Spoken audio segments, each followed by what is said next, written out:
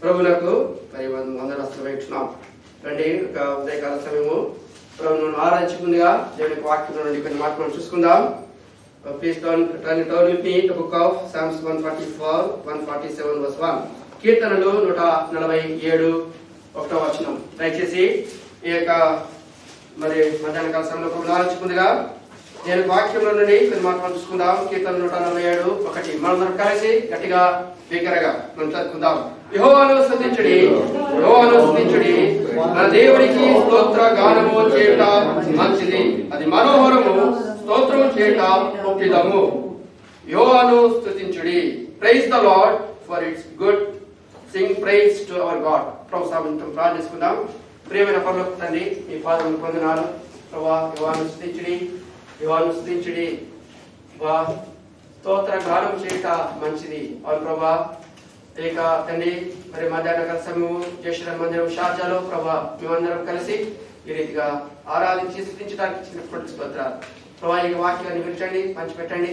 తద్వారా ప్రభా ఆత్మ సత్యంతో ఆరాధించు కొరకై మనం సిద్ధపరచాలని కోరుచు యేసు క్రీస్తు నా పేరట స్తుతించి ప్రార్థించడానికి కోరుకొచ్చున్నాం తండ్రి, ఆమేన్. మరి 147 1 మనం చూసినట్టయితే దయచేసి తీసుకున్న గట్టిగా చదవండి. 147 1వ కీర్తన. యెహోవాను స్తుతించుడి, యెహోవాను స్తుతించుడి, మన దేవునికి స్తోత్రగానము చేయటం మంచిది. యెహోవాను స్తుతించుడి, మన దేవునికి స్తోత్ర గానము చేయుట మంచిది. ఏం మంచిది? యెహోవాను స్తుతించుట, స్తోత్ర గానము చేయుట మంచిది.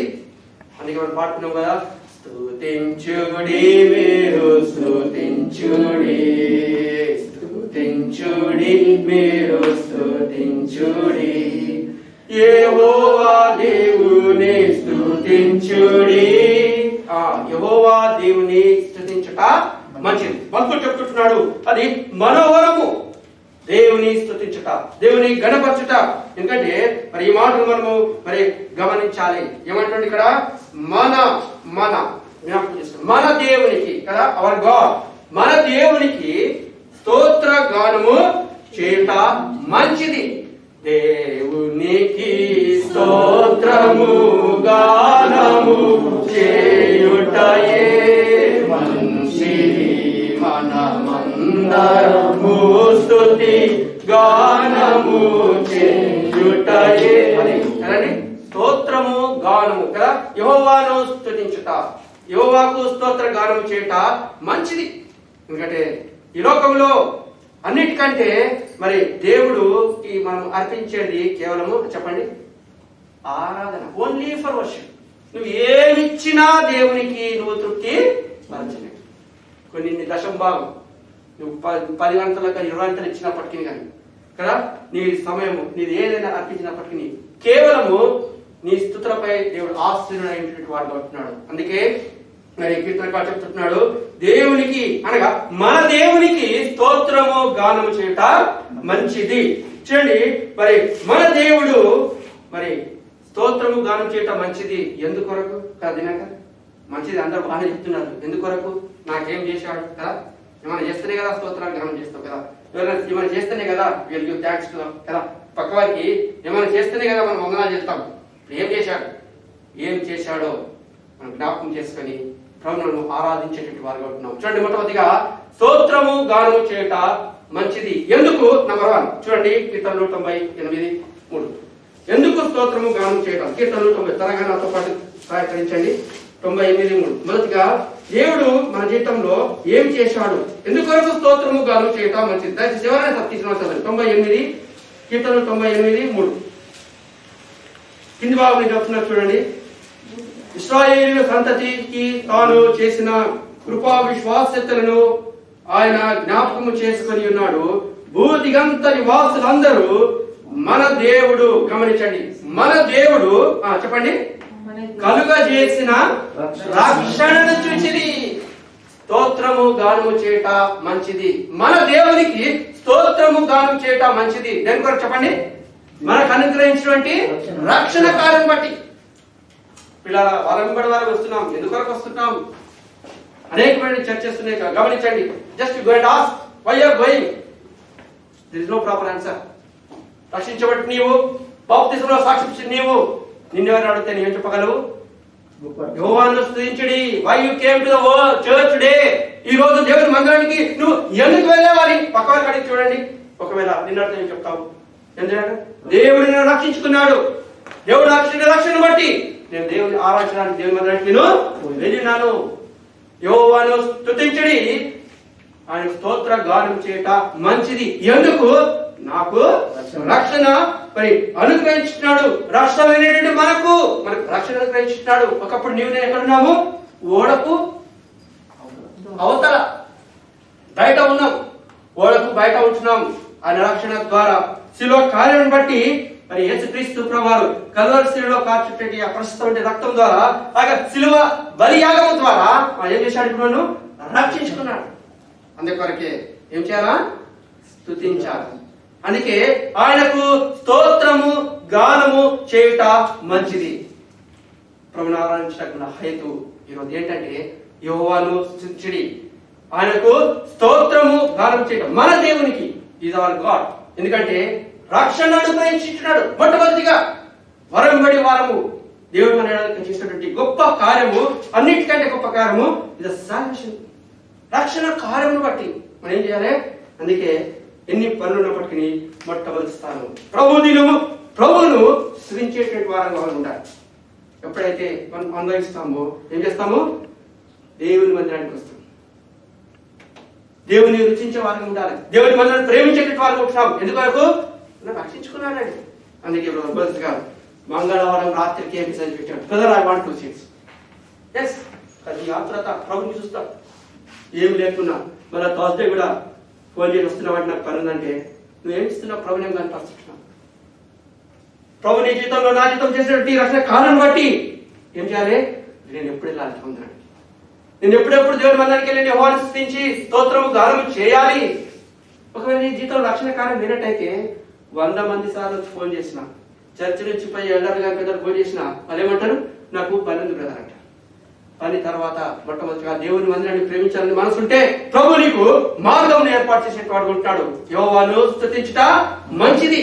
మొట్టమొదటి కార్యము ఈ జీవితంలో నా జీవితంలో చేసినటువంటి దేవుడు మన దేవుడు రక్షణ ఇచ్చినాడు. మొట్టమొదటి కార్యం చెప్పండి అందరూ, రక్షణ ఇచ్చినాడు. అందుని బట్టి యెహోవాను ఏం చేయాలి? స్తుతించాలి, స్తోత్రము గానము చేసేటట్టు వారు ఉండాలి. ఎందుకంటే మొట్టమొదటి చెప్పండి అందరూ, రక్షణ కార్యం ప్రభా నా జీవితంలో చేసినటువంటి ఆ రక్షణ కార్యం బట్టి ప్రభా నీకు నేను స్తుతించను ప్రభా. నీ జనముల మధ్య నీ మందిరంలో చేరి ప్రభా నేను స్తుతించి ఆరాధించకు నువ్వు నాకు అనుగ్రహించినటువంటి గొప్ప దత్తను బట్టి మొదటి కారణము ప్రభుని మనం ఆరాధించగల హేతువు రక్షణ దయచేస్తున్నాడు. చూడండి, రెండవదిగా దేని కొరకు మనం యెహోవాను స్తుతించాలి? రెండవది రండి 99:9 కీర్తనలు 99:9 కీర్తనలు 99:9 please can U turn with me the 99 దేవుడైన యెహోవా పరిశుద్ధుడు, మన దేవుడైన యెహోవాను గణపరచుడి, ఆయన పరిశుద్ధుడు, పర్వతము ఎదుగుట సాగింపబడింది. Exalt the Lord our God. మన దేవుడు కదండి, అవర్ గాడ్ మన దేవుడు ఇప్పుడు ఏం చేశాడంట? పరిశుద్ధుడు. తన పరిశుద్ధతను నీకు నాకు దయచేయడానికి కొరకాయి కదా నేను రక్షించుకున్నాడు. మొట్టమొదటిగా హేతు రక్షణ, మన దేవుడు రక్షణ ఇచ్చినాడు. రెండోదిగా తన పరిశుద్ధతను నీకు నాకు ఇచ్చినట్టు వాడుకుంటున్నాడు. ఒకసారి పరిశుద్ధుడు కాదు. ఎప్పుడు ఏషియాలో మనం చూసినట్టయితే చెప్పండి, పరిశుద్ధుడు పరిశుద్ధుడు పరిశుద్ధుడు అని కొనియాడబడుతున్నాడు. ప్రకటన గ్రంథం మనం చూసినట్టయితే పరిశుద్ధుడు పరిశుద్ధుడు అని దివారాత్రములు 24 పెద్దలు 4 జీతం పోడబడుతున్నాడు. నాట్ ఓన్లీ వన్ పరిశుద్ధుడు, పరిశుద్ధుడు పరిశుద్ధుడు పరిశుద్ధుడు. తన పరిశుద్ధతను నీకు నాకు ఇవ్వడానికి కొరకాయి కదా యేసుక్రీస్తు ప్రభువారు ఈ లోకానికి వచ్చినట్టు వాడుకుంటున్నాడు. నేను రక్షించుకున్నాడు. అంత మాత్రమే కాకుండా ఇప్పుడు ఏం చేశాడు? పరిశుద్ధునిగా చేసినట్టు వాడుకుంటున్నాడు. మన పరిశుద్ధ నిమిత్తమై మన యేసుక్రీస్తు ప్రభువారు మరి ఈ లోకానికి వచ్చినట్టు అడుగుతున్నాడు.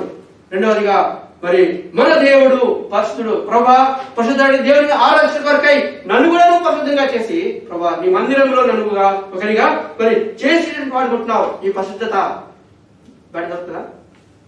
ఏం తినాక ఒక కిలో పరిశుద్ధ ఇస్తారా?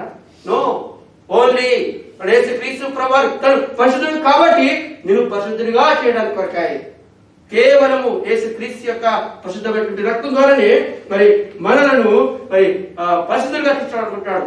అపోస్తల కార్యములు 20వ అధ్యాయం చూసినట్టయితే అక్కడ ఏమంటాడు పౌలు గారు, దేవుడు స్వార్థం ఇచ్చి సంపాదించినటువంటి సంఘము అనగా నీవే. ఎవరైనా question? God has purchased his valuable with the blood. దేవుడు పరిశుద్ధమైనటువంటి రక్తం చేత, విలువైన రక్తము చేత ఇప్పుడు మనం కొని ఏం చేశాడంటే మందిరంలో చేర్చున్నాడు. ఇదే సంఘము ఆయన స్వాస్థ్యము. అందుని బట్టి ఏం చేయాలి మనము? రక్షణ కార్యం దయచేసావు. రెండవదిగా ప్రభువా నన్ను పరిశుద్ధుడిగా తీర్చిస్తున్నాడు. మన దేవుడు పరిశుద్ధుడు కాబట్టి ఏం చేయాలి మనము? మరి ఆరాధించబద్దులు పెడుతున్నాము. ఎందుకంటే పాత నిబంధనలు అయితే మనం చూసినట్టయితే కదండి, పాత నిబంధనలో ఇంటింటికి ఒక గొర్రెపిల్ల వధించబడటం ద్వారా వారికి ఏం చేసింది? రక్షణ కార్యం వచ్చింది, పరిశుద్ధులుగా తీర్చబడుతున్నాడు. అయితే నూతన నిబంధనలో కదా సర్వలోక మానవ పాప పరిహార నిమిత్తం అంతా కూడా ఇదిగో లోక పాపం మోసుకుని దేవుని గొర్రెపిల్లగా తాను బలి అర్పించబడుతున్నాడు. మనందరికీ ఒకటే అర్పణ, ఆ గొర్రెపిల్ల. మరి గత వారం మనం చూసుకుంటూ వచ్చాం కదా, ఆయనే యేసుక్రీస్తు ప్రభువైన గొర్రెపిల్లగా తాను బంధించబడుతున్నాడు. పాత నిబంధనలో ఇంటింటికి గొర్రెపిల్ల వధించబడింది. ఇప్పుడైతే అందరి కొరకై యేసుక్రీస్తు ప్రభువారు మన పాపములను మోసుకునే దేవుని గొర్రెపిల్లగా కల్వరిశిలో తాను అర్పించడాన్ని బట్టి రక్షణ వచ్చింది. మన రెండోదిగా పరిశుద్ధులుగా చేసిన అనుకుంటున్నాడు. Because of his holy is made us holy. అందుని బట్టి జ్ఞాపకం చేసుకోవాలి, ప్రభువా నన్ను రక్షించినావు, ప్రభువా నన్ను పరిశుద్ధునిగా మరి చేసినావు. దేవునికి స్తోత్రము గానం చేట. ఎందుకు చెప్పండి? నెంబర్ 1 అందరూ చెప్పాలి, రక్షణ. రెండోదిగా పరిశుద్ధులుగా చేస్తున్నావు. దేవుని మందిరానికి మనం వెళ్తుంటున్నాం. ఎందుకు వరకు వెళ్ళావు? వాక్యంతో నింపబడి నువ్వు వాక్యంతో వెళ్ళాలి. అందుకే నేను అడుగుతున్నాను పిల్లలు. ఆ రీతిగా మేము చిన్నప్పటి నుంచి ఫిబ్రవరి మందిరంలో హైదరాబాద్ చిన్నతనం ఉన్నప్పుడు అది మేము పెంచుబడుతూ వచ్చాం. చెప్పిన తర్వాత తిరిగి, ఎందుకంటే నువ్వు వచ్చావు ఎందుకు, నువ్వు ఎందుకు పోతున్నావు అంటే దెర్ ఇస్ నో మీనింగ్. 8 గంటలు కష్టపడి నీ గీతం ఇస్తాడు. దేవుని మందిరానికి వచ్చావు వాక్యంతో వెళ్ళి ఈ వారమంతా కూడా నువ్వు వాక్యంలో నిమరు వేసుకుంటూ జీవించి తిరిగి దేవుని మందిరానికి వచ్చినప్పుడు వాక్యంతో నింపడినప్పుడు మనము ఆత్మీయంగా మనం ఫలించేటువంటి వారిని ఉంటున్నాం. రెండోదిగా చూడండి, మూడోదిగా స్తోత్రము గానం చేయట మంచిది. ఎందుకు రండి? 15:31 కీర్తన 15:31 Psalms 15 త్వరగా చదవండి. Psalms 15:31 Psalms 15:31 యెహోవా తప్ప దేవుడేడి, మన దేవుడు తప్ప ఆశ్రయ దుర్గమేది. మన దేవుడు ఆశ్రయ దుర్గంగా ఉంటున్నాడు. గాడ్ ఈజ్ అవర్ సేఫ్టీ కదా. మూడవదిగా చూసినట్టయితే దేవుడే మనకు ఆశ్రయంగా ఉంటున్నాడు. పాత నిబంధనలు మనం చూసినట్టయితే సమయం కాలం చూస్తున్నాను. పాత నిబంధనలు ఎన్ని ఆశ్రయపురములు? 6 ఆశ్రయపురములు ఉంటున్నాయి. దేవుడు మోషేకి చెప్పిస్తున్నాడు, మానవుడు కనుక నరహత్య చేసినట్టయితే వాళ్ళ కొరకు ఆశ్రయపురమును మరి తయారు చేయు. ఆశ్రయపురంలో తలదాచుకున్నట్టయితే అది వారు అక్కడ వారికి రక్షణ ఉంటుంది. అది కూడా యాజకునంత కాలమే. తర్వాత అది తాత్కాలికమైనటువంటి ఆశ్రయపురం.